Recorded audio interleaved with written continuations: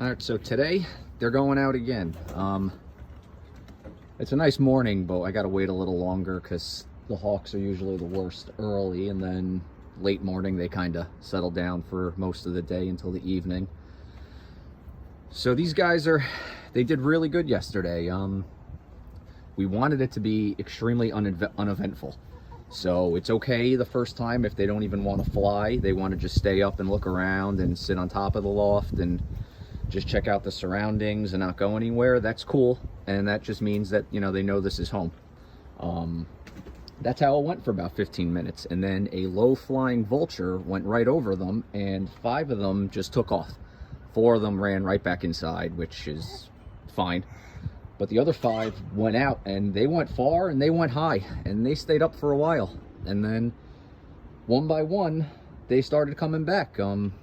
One landed on the neighbor's roof, one landed on the other neighbor's roof, and then they came back and they landed on top, and we got them back in with their peanuts. Another one was gone for a while. We were actually worried that because of that vulture, she got real spooked and went too far too fast for the first time and couldn't make her way back. And then about 30 minutes later, here she comes flying over the house and landed on the neighbor's roof and then came right back. So they need about 6 weeks. Young pigeons, you cannot train a pigeon that's already been trained to come back to a new place. It just won't happen. But takes about 6 weeks for them to get a good view of their surroundings and to know this is home. And a whole lot of consistency. You have to feed them the same time every day. I do it in the evenings, so they know that time's feeding time, and they'll definitely come back. And they love peanuts. Raw peanuts is like crack to them. So I shake peanuts in a coffee can, and the only sound that they know that means is they're gonna get peanuts.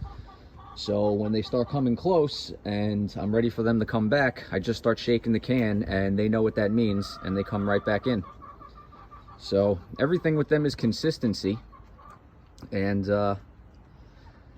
so far it's going well. These are Trenton racing pigeons, so they're long distance racing pigeons. So if you ever put them in a race, they could probably fly up to 500 or 600 miles home without stopping.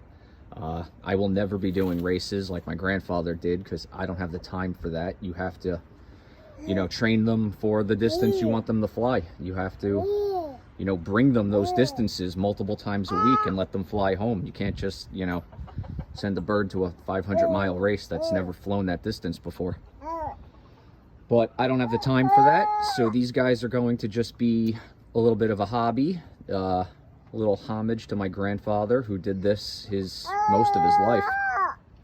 And if it goes well, we have the white ones. Jen is going to try to turn it into a little side business and do white dove releases for weddings, bridal showers, stuff like that, and for local events.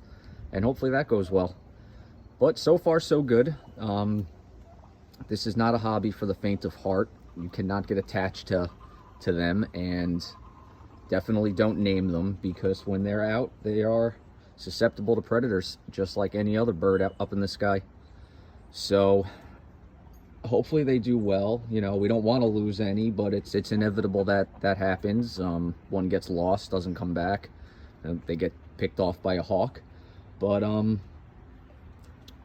you know, hopefully they do well and we don't lose any, at least not in the beginning. They're still young. I'd like to get them, you know, really trained. Once they're a bit older, a bit more mature, and they're in better shape, they can fly about 55 miles an hour in a straight line. So that should mean that hawks can't catch them. But once everything is done and they're very well trained back to their loft and everything is good, which is all consistency,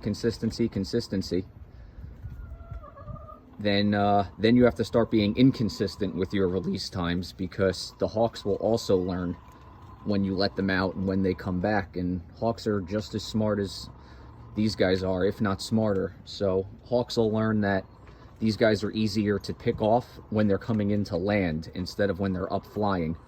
So we have to start changing it up after a couple of weeks. Once these guys are really stuck to the loft and they don't land anywhere but here, Then we need to change up the times we let them out so the hawks don't learn that at, you know, let's say 10 a.m. every day those birds get let out. Let's pick one off.